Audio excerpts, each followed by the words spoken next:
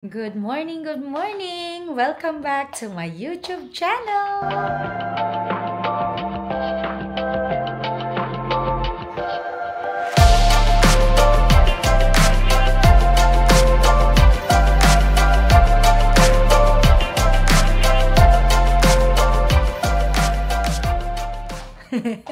Hello!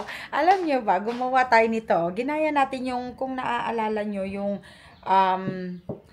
ginawa nung dating nagbigay sa akin si ate Jessica. Binigyan niya tayo ng kamote na parang ganito.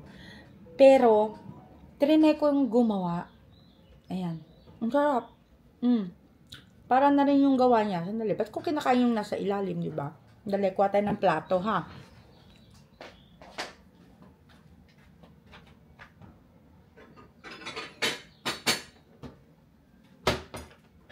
Ang mali ko, hindi ko naluto ng masyado yung kamote. Yung nilaga, kailangan kasi nilaga ko muna siya, di ba? Hindi ko siya nailagang mabuti. So, medyo matigas. Pero okay na rin, carry na rin, di ba? Sarap. Siguro next time, kailangan ko pa siyang damihan ng ng glutinous rice. Kasi konti lang yung nilagay ko eh. And I don't even know kung glutinous rice nga yung kailangan mong ilagay. Kasi nga, parang iba yung lasa niya. So, hindi ko alam. Pero ganun na rin, Kerry. Masarap. Yan o, mano din. Malagkit.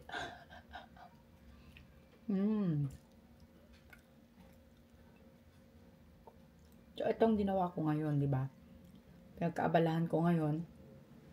Tapos, nagluto na rin ako ng spaghetti para sa baon ko, baon ni Rani, baon ni Alam. Dahil kami ay papasok lahat sa trabaho ngayon. Ganda ng panahon sa labas. Tapos magdidilig tayo ng halaman maya-maya. Para hindi siya malanta.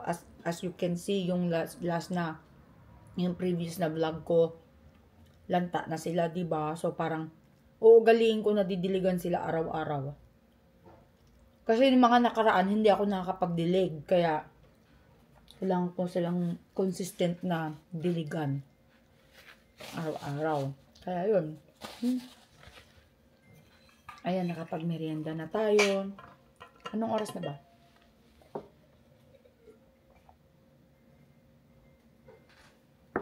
Sarap. Tsapa. Para sold tayo ngayong araw na to. Medyo nasunog ko pa nga ako, pero okay naman siya.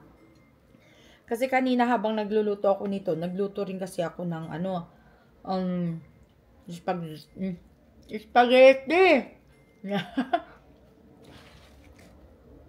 Okay naman. Yung niluto ko pala kahapon na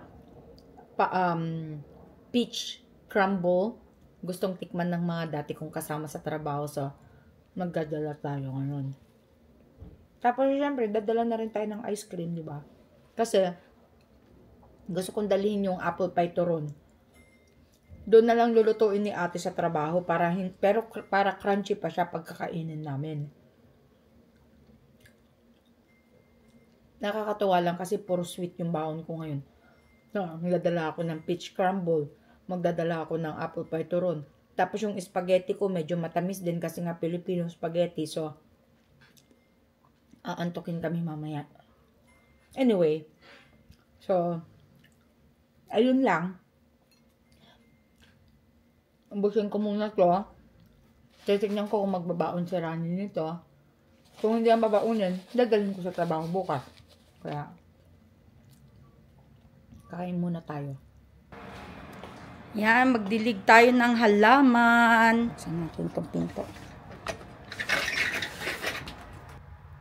Yan, hello. Yan. See, tignan nyo, medyo nabuhay na siya. Diba kahapon, parang lantang-lanta na. Kaya, diligan uli natin siya today. Maging consistent muna tayo magdilig sa kanila. Para matuwa sila sa atin. Ayan o, medyo lanta pa rin dyan. Kaya yan, didiligan natin siya. Yan.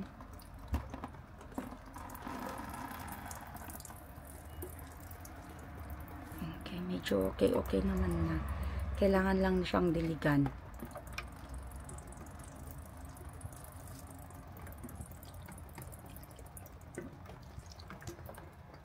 Ito medyo ano. Ayan, kasi ang ganda nila, 'di ba? Lalo na magsa-summer. Syempre kailangan natin silang alagaan.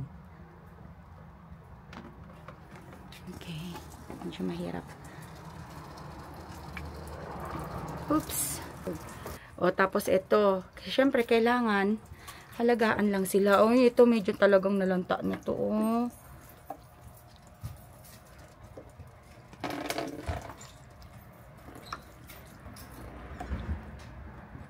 Kailangan ko siyang diligan. Ayan o, naglungangi na siya.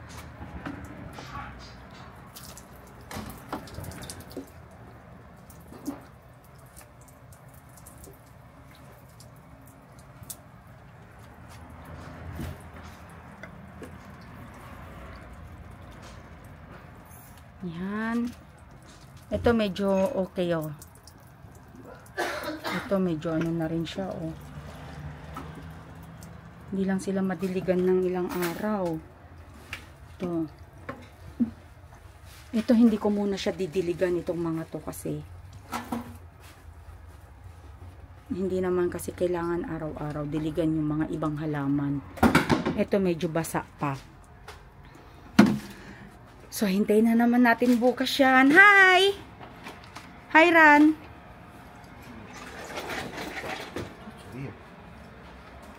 Hi. Okay. So, kakain kami ng breakfast. Nagluto ako. Ayan. O, diba? Nagkalat si Rani sa table. Okay. Yan. See?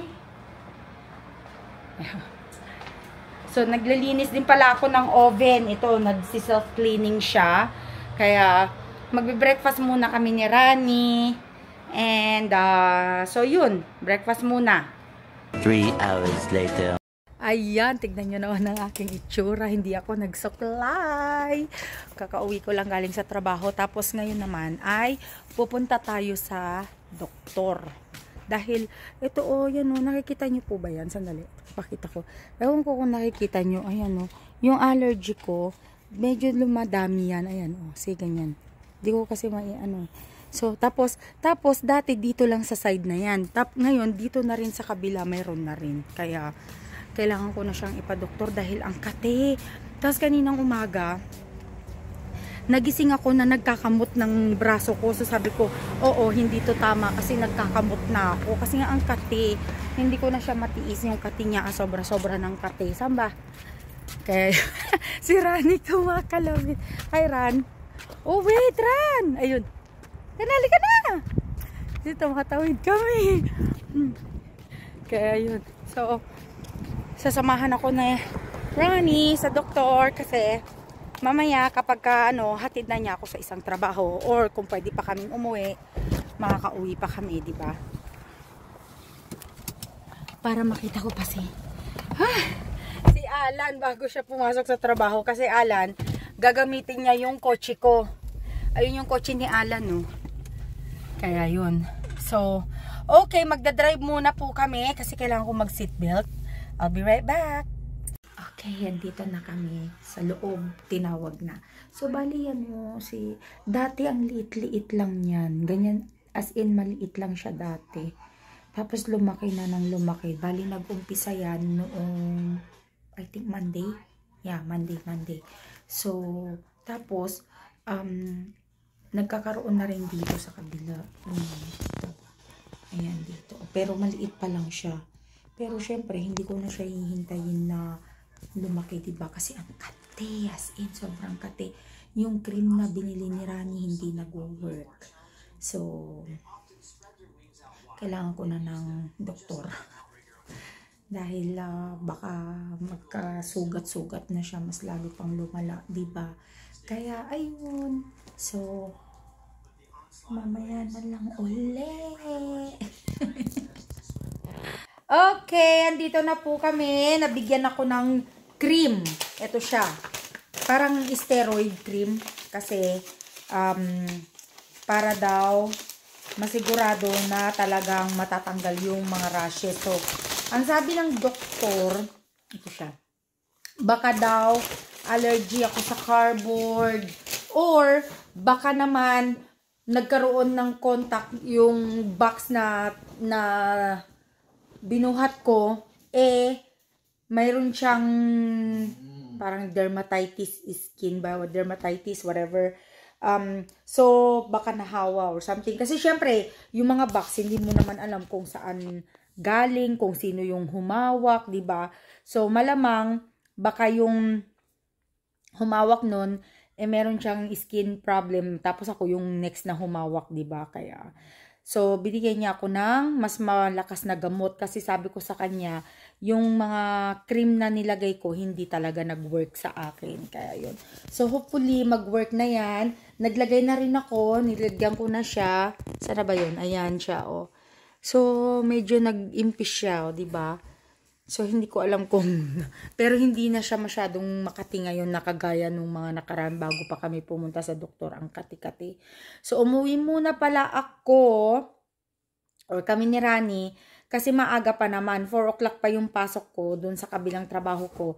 3:15 pa lang naman. So, at least naabutan ko pa si Alan bago siya umalis, papasok ng trabaho. Yun. And, kumakain na si Rani. Pero ako kasi kumain na, kaya hindi na ako kakain. Anyway, so mag-end na po tayo ng live, mag-end na po tayo ng video. Kung nagustuhan nyo po tong video, please like, share, and subscribe. And don't forget to hit the notification bell button para lagi po kayong updated sa mga bago kong video. So hanggang sa muli po, bye-bye!